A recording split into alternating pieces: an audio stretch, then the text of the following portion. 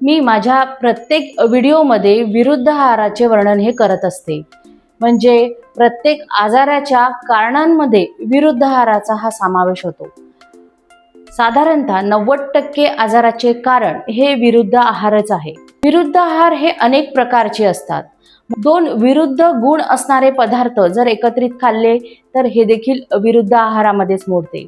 तसेच त्याची बनवण्याची पद्धत देखील चुकीची असेल तरी देखील ते विरुद्ध आहार असे मानले जाते। तसेच आपण ज्या प्रदेशामध्ये राहतो त्या प्रदेशानुरूप जरी आपला आहार नसेल तरी देखील ते विरुद्ध आहारामध्ये मोडते। काही अन्नपदार्थ हे पचनानंतर एकमेकांच्या विरुद्ध असे काम करत असतात। त्यामुळे असे अनेक पदार्थ आहेत की जे विरुद्ध आहार आहेत। तर या विरुद्ध आहाराविषयी संपूर्ण माहितीचा व्हिडिओ माझ्या चॅनलवर मी बनवलेला आहे। यूट्यूब चॅनलचे नाव वर दिलेले आहे, तुम्ही माझ्या यूट्यूबवर जाऊन ते नक्की बघून घ्यावे। तसेच कमेंटमध्ये देखील तुम्हाला यूट्यूब चॅनलची लिंक ही दिलेली आहे।